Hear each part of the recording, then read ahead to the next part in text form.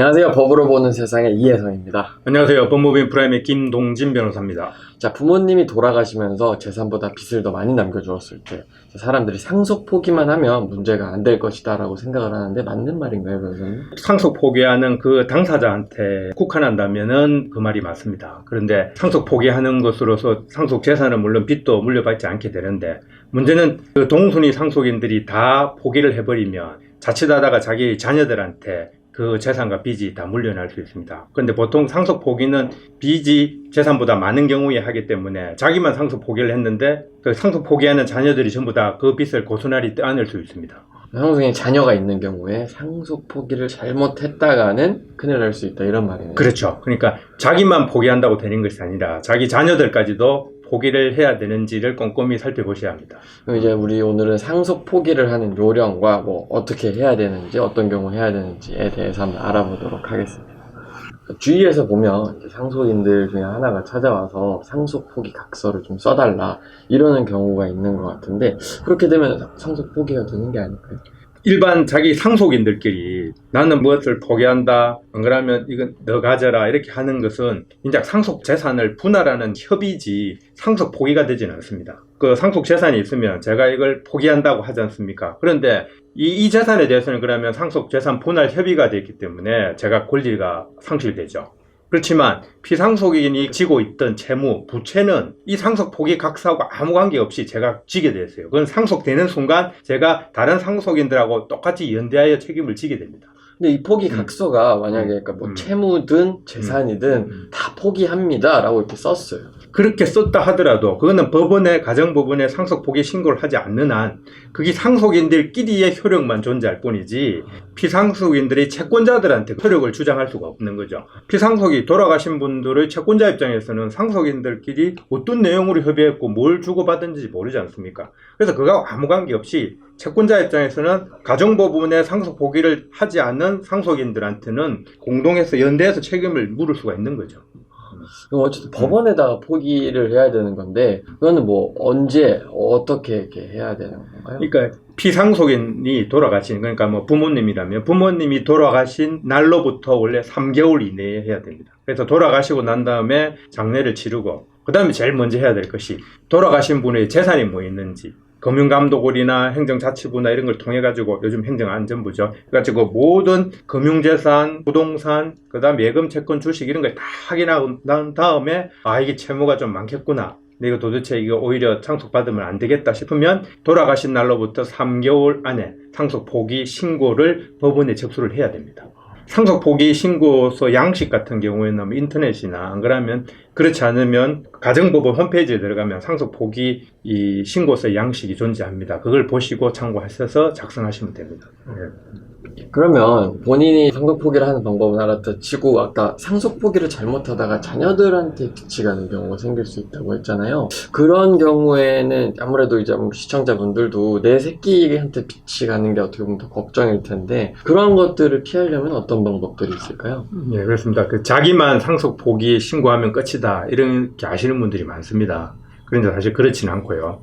자기가 상속을 포기할 때 자식들에게 채무가 넘어갈 수 있다 이런 걸 알고 있어야 됩니다. 즉 나와 뭐 형제 자매가 동시에 모두 다 상속 포기를 신고하는 때에는 포기하는 사람의 자녀들한테 이 채무가 대물림됩니다. 이때를 대비해서 이 자녀들한테도 상속 포기 신고를 하도록 미리 준비해 두면 좋습니다. 내가 상속을 포기하고 나의 포기로 인해서 내 자녀들한테 채무가 넘어갈 것 같으면 자녀들한테도 미리 상속 포기 준비를 해놓으면 되죠, 자기가. 근데 문제는 자기가 상속 포기하고 미성년자인 아들한테 상속이 갈 수도 있거든요, 자녀들한테. 그럼 자기가 두 가지를 다 준비를 해야 되는 거죠. 나의 상속도 포기하고 내 자녀들의 상속도 포기하는 그런 것을 준비해가지고 법원에 신청을 해야 됩니다.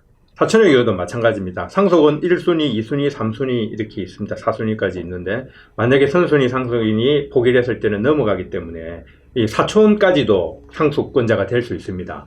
그래서 내가 만약에 상속을 포기하면 순위가 점점 가다 보면 사촌까지 갈 수가 있습니다. 그럼 사촌한테 내가 상속을 포기하니까 하면 채무가 상속이 너희들한테 된다, 될 수 있으니 미리 이걸 알고 혹시 상속 포기를 하려거든 상속 포기 준비를 해라 라고 알려주는 것이 사실은 좋죠. 근데 상속 포기는 3개월 이내에 해야 된다라고 했잖아요. 그 피상속인이 돌아가신 이후에. 근데 만약에 뭐 자녀들이나 사촌이 그 상속 포기를 해야 된다는 걸 기간 내에 알지 못하면 어떡하나요? 법률에서는, 법에서는 자신이 상속인이 된 것을 안 날로부터 3개월 이내에 상속 포기 신고를 법원에 하면 됩니다. 일반적으로 볼 때는 자기가 상속인이 1순위 상속인 같은 경우에는 부모님이 돌아가시면 자기가 상속인이 된다는 걸 잘 알고 있지 않습니까? 그런데 아까 말씀드린 손자녀 또는 사촌 이런 경우는 자기가 상속인이 되는지 잘 알 수가 없습니다. 그래서 이런 경우에는 3개월을 돌아가시고 난 다음에 3개월을 넘기는 경우가 허다합니다. 이때 이제 대법원이 어떻게 할 것인지 고민을 했습니다. 그 대법원 판례가 나오기 전까지는 하급심에는 상속 채무가 인정된다는 취지의 판결을 했는데 대법원은 어떻게 판결을 했냐면 그런 경우에 자기가 상속 포기를 했는데 나의 자녀들이 그 채무까지 넘어갈 수 있다라고 즉 상속인이 된다는 것을 안다는 것이 상당히 이례적이다. 이례적이기 때문에 그런 경우에는 자기가 상속인이 된 것을 안 날로부터 3개월 이내면 하면 된다. 다른 채권자가 제가 상속을 포기했지 않습니까? 그럼 제 자녀들이 상속을 받아요. 근데 우리 자녀들은 상속을 받았는지 몰라. 그러는 사이에 3개월이 도과되었습니다. 그럼 저희 자녀들은 상속을 받아야 돼. 채무를 떠넘게 돼요. 그런 경우에 그러면 안날이 중요한 거죠. 이 안날은 상속인들한테 소송을 제기하여 야 피상속인이 이런 채무가 있었으니 대신 갚아라 라고 하는 소장을 받은 날 또는 그 사건에서는 그 대법원 판결이 난 날을 안날로 해가지고 그날로부터 3개월 이내에 상속 포기 신고를 하면 된다 이렇게 판결을 했죠. 아 그래도 그러면은 어느 정도 그 어쨌든 안날 기준이기 때문에 약간의 여유는 있는 것 같은데 아예 그냥 이렇게 자녀들에게 그게 뭐 빚이 안 넘어가게 하거나 하는 방법이 있다고 하는 것 같은데. 그 방법은 있습니다. 이 가장 좋은 방법 중에 이 전문가들이 대부분 추천하는 방법 중에 나의 형제자매 중에 한 명이 한정승인을 받는 거죠. 1순위 중에. 예. 한정승인을 받고 나머지 형제들은 다 상속 포기를 하면 한정승인을 한 그 한 명한테 한 명과 관련해가 상속 문제가 다 발생이 되고 나머지 상속 포기한 사람 또는 그 자녀들한테는 전혀 상속 문제가 발생하지 않습니다. 그 상속 포기랑 한정승인 요 용어가 좀 어색하신 분들이 있을 수 있는데 저희가 이전에 올린 영상에 그거에 대한 게 있으니까 한번 보시면 좀 한정승인이나 상속 포기가 뭔지 상속을 받는 거는 뭔지에 대해서 좀 자세히 알 수 있지 않을까 싶습니다. 자 그러면 이제 뭐 이 빚을 물리함을 받지 않기 위해서 상속 포기를 하던가 한정 승인을 하던가 하게 될 텐데 뭐 그런 과정에서 좀 주의할 뭐 다른 사항들은 없을까요?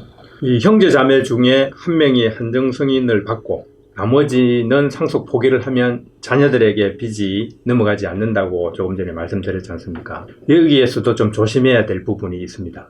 그러니까 예를 들겠습니다. 만약 어머니와 아버지가 계시고 결혼한 아들이 2명이 있고 아버지가 돌아가시면서 재산보다 채무를 더 많이 남겨뒀다라고 가정을 할 때 어머니가 한정승인 신고를 하고 그 다음에 나머지 결혼한 아들 2명 모두가 상속 포기를 하는 경우에 이 경우에는 두 아들의 자녀들, 즉 돌아가신 분들의 손주들이 상속을 받게 됩니다. 어머니하고 같이. 그러니까 원래 어머니와 결혼한 두 아들이 공동 상속인이 되기 때문에 결혼한 두 아들이 상속을 포기하게 되면 결혼한 두 아들의 자녀, 즉 돌아가신 분들의 손자, 손녀들이 상속을 받게 되는 것입니다.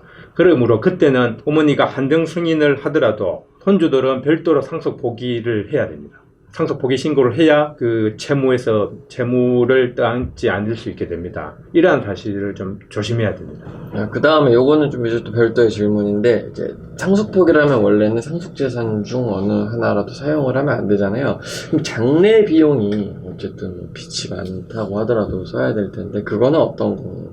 법률에 보면 이 상속 비용은 상속 재산에서 사용할 수 있게 되어 있습니다. 원칙적으로 장례 비용은 상속 비용이기 때문에 상속 재산으로 사용하면 됩니다. 포기를 하더라도. 네, 그렇죠. 그런데 장례를 치르면서 이 장례식 과정에서 왜 부의금을 받게 되지 않습니까? 부의금은 어떻게 사용하면 되냐 안 되냐 이게 문제가 됩니다.